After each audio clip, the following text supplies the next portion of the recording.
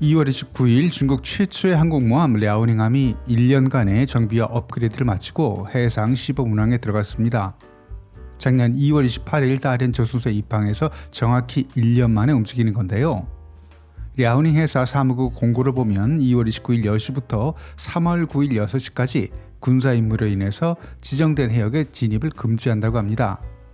이 지역은 그동안 랴오닝 산동 항모의 시험 운항이 진행됐던 해역입니다. 취역한 지 10년이 넘는 랴오닝 항모가 이렇게 주목받는 이유는 올 연초 오버홀 작업 중인 랴오닝 항모 갑판에 제235 스텔스기가 등장한 사진 때문입니다.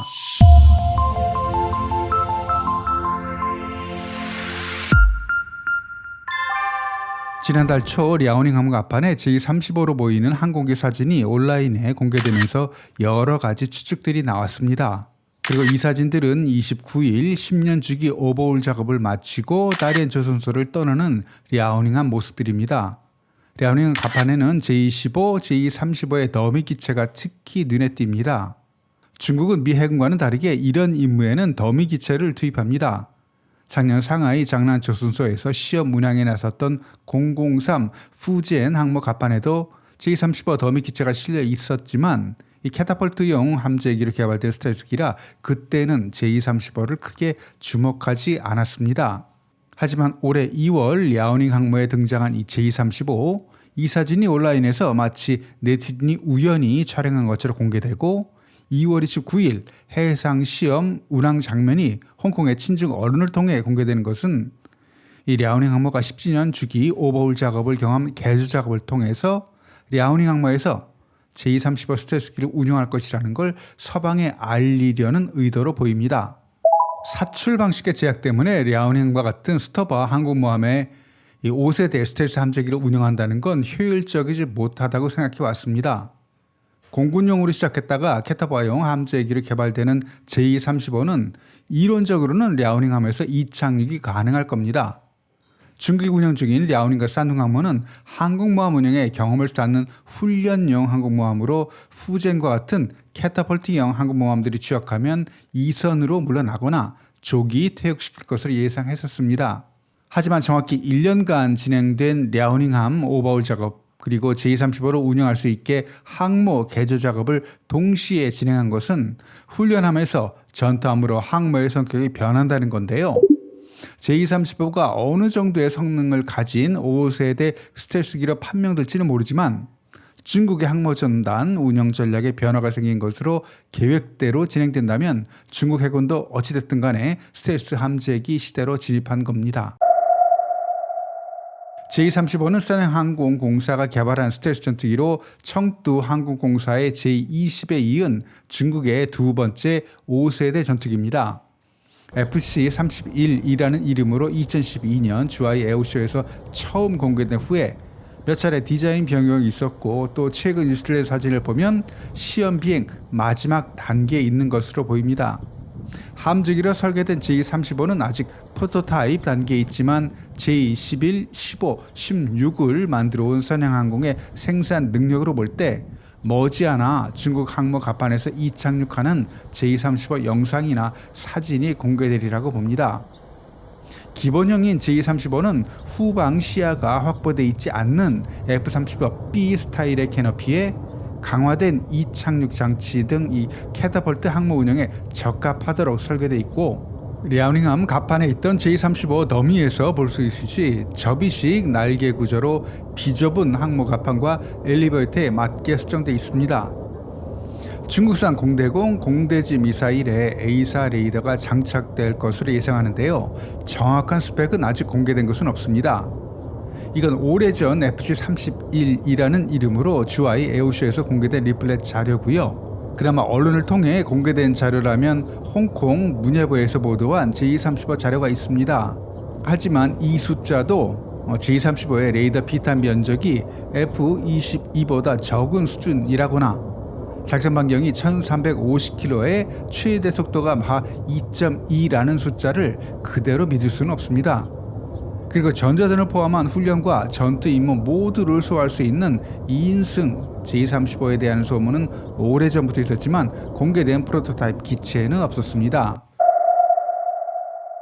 2020년 이후 미 해군은 F-35C를 탑재한 항공모함을 3척 운영하게 되면서 미 해군은 아태 지역 어디에서든지 스텔스 함재기 항모 전단을 운영할 수 있게 됐습니다. 이뿐만 아니라 미 해군 상륙 강습함은 오래전부터 F-35B 스텔스기를 운영해 왔고, 일본 해상자위대 이즈모급 헬기 항모에도 F-35B를 탑재할 계획이라고 하고요. 영국 해군도 2025년부터 서태평양에 F-35B를 탑재한 항공모함을 배치할 계획이라고 하죠. 이처럼 중국 해군은 5세대 스텔스 함재기를 탑재한 서방의 항공모함과 강습 상륙함의 압박에 대응해야 하는 입장입니다. F-35B 12대를 탑재한 일본의 가가함이 4세대 전투기 100대 이상을 탑재한 항공모함에 대응할 수 있다는 시뮬레이션 결과가 미국 언론에서 나왔었죠. 일본이 헬기 탑재 호위함을 개조하면서 중국 항공모함에 내 자신을 갖게 된 이유이기도 합니다.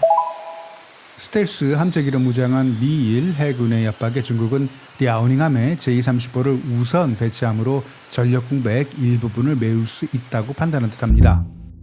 100년이 넘는 항모 운영 경험을 가진 미국도 취역한 지 7년 넘는 포드 항모의 전자기식 캐타폴트 문제를 완벽하게 해결하지 못했습니다.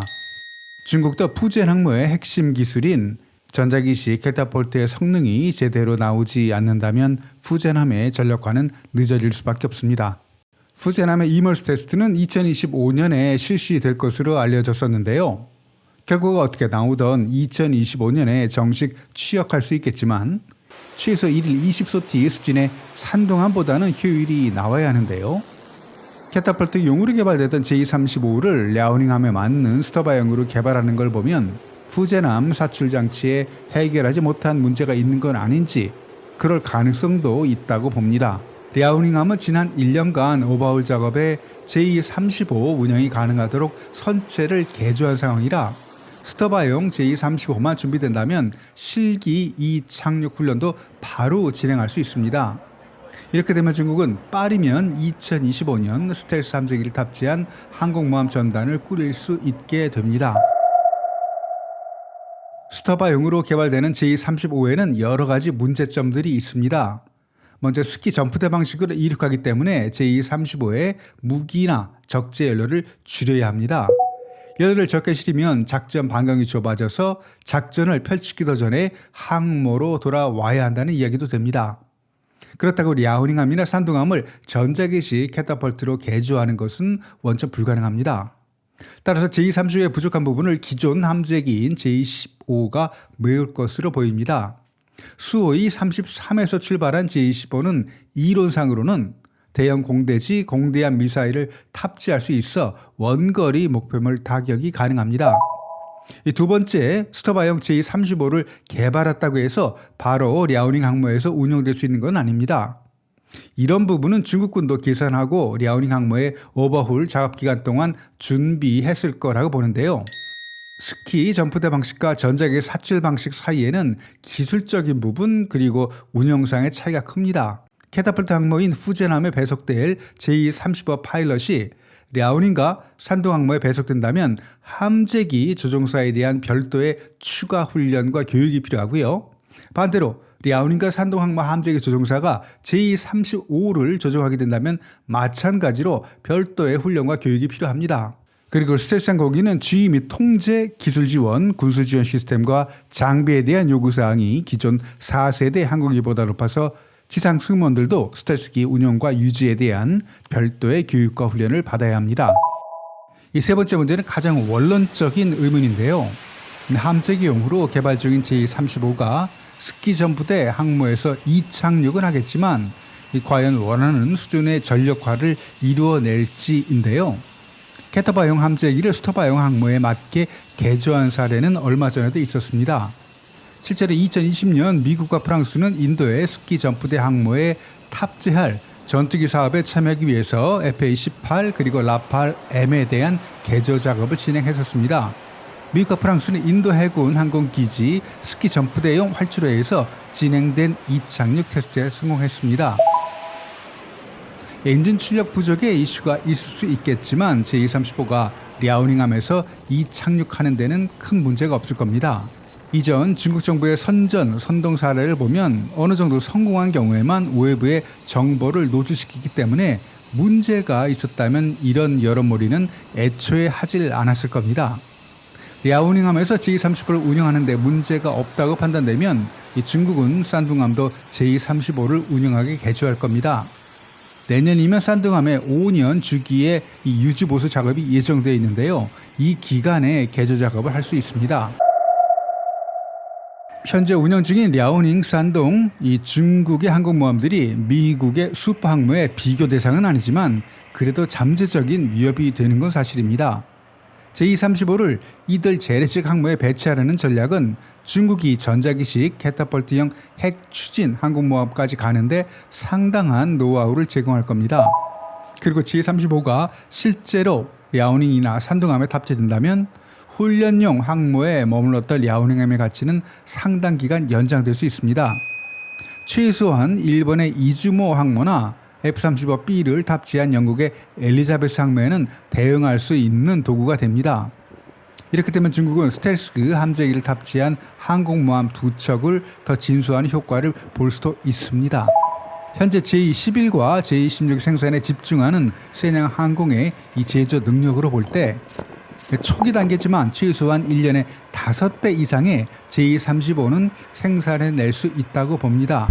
청도항공의 제220 생산이 본궤대에 오르면서 매년 2자릿수 후반에 제20을 공급한 것처럼 현재 운영하는 항모에 필요한 제235의 배치는 가능할 것으로 보입니다.